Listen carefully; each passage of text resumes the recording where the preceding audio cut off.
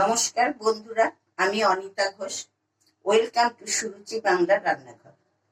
দুপুরের খাবারে গরম ডাল ভাতের সঙ্গে আপনাদের আমি খুব কম সময়ে অতি লোভনীয় ও সুস্বাদু মশলা ফিশ ফ্রাই করে দেখাচ্ছি। এই রেসিপিটি আপনাদের খুবই ভালো লাগবে। আসুন আর দেরি না করে আমি রান্নার দিকে চলে যাচ্ছি। আপনারা ধৈর্য ধরে রেসিপিটি দেখতে থাকুন।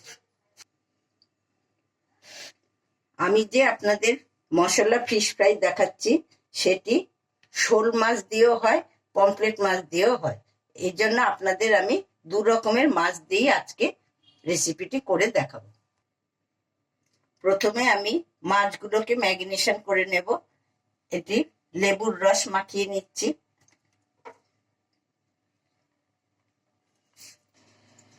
তারপর আমি পরিমাণ মতো নুন দিয়ে দিলাম। এরপর আমি দিলাম হলুদ গুঁড়ো। এরপরে দিলাম আমি শুকনো লঙ্কার গুঁড়ো।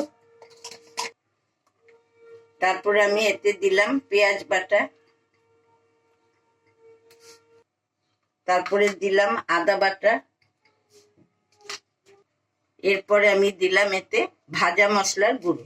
এই ভাজা মশলার গুঁড়ো আছে ধনে, জিরে, শুকনো লঙ্কা, ছোট এলাচ, দারচিনি দিয়ে আমি এই ভাজা মশলাটাকে আগে থেকে রোস্ট করে রেখেছিলাম। এবার আমি এতে 1 চামচ তেল দিয়ে দিচ্ছি।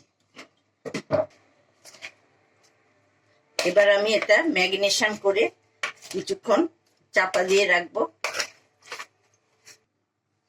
এবারে এর ওপরে আমি একটু কাশ্মীরি মির্চি রং হওয়ার জন্য দিচ্ছি। আমি শুকনো লঙ্কা বাটা খুব বেশি দিইনি।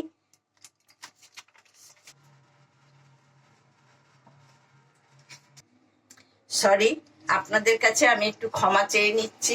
এই মাছগুলোর ভেতরে রস ঢোকার জন্য এগুলো একটু ছুরি দিয়ে কেটে নিতে হবে। পমফ্রেট মাছটাও আমি এরম ভাবে ছুরি দিয়ে কেটে নিয়েছি যাতে মশলাগুলো ভেতরে ঢোকে। আর শোল মাছেরও এদিকটা দেখুন মশলা দিয়ে আর এরম ভাবে ছুরি দিয়ে কেটে নিয়েছি।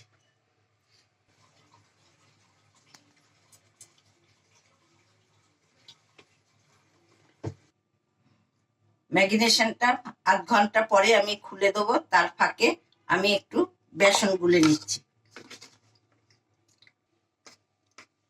এতে আমি দিচ্ছি সামান্য একটু হলুদ গুঁড়ো। এতে আমি দিয়ে দিচ্ছি সামান্য গোলমরিচের গুঁড়ো। একটু নুন দিলাম।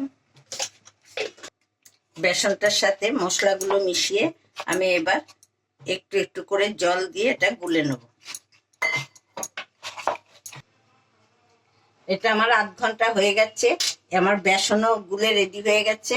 এবার আমি এতে একটা একটা করে ভেজে নেব।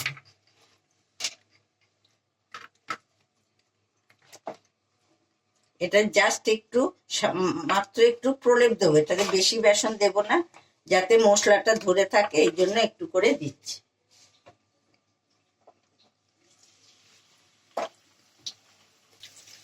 তার পাশে আমি একটি শোল মাছও দিয়ে দিলাম।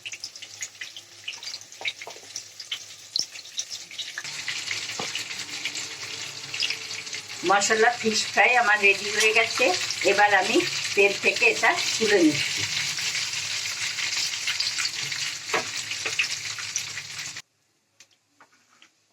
এই মশলাগুলো আমি এবারে তুলে একটু করে মাছের ওপরে দিয়ে দিচ্ছি।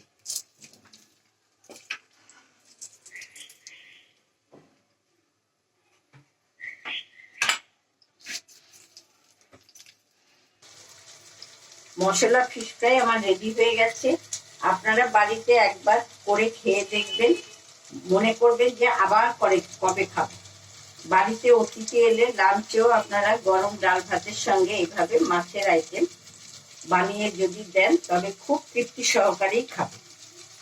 আপনারা সবাই সুস্থ ভালো থাকবে। আজ আমি আসি। এরকমই আবার একটি নতুন রান্না নিয়ে আপনাদের সামনে আমি হাজির হব।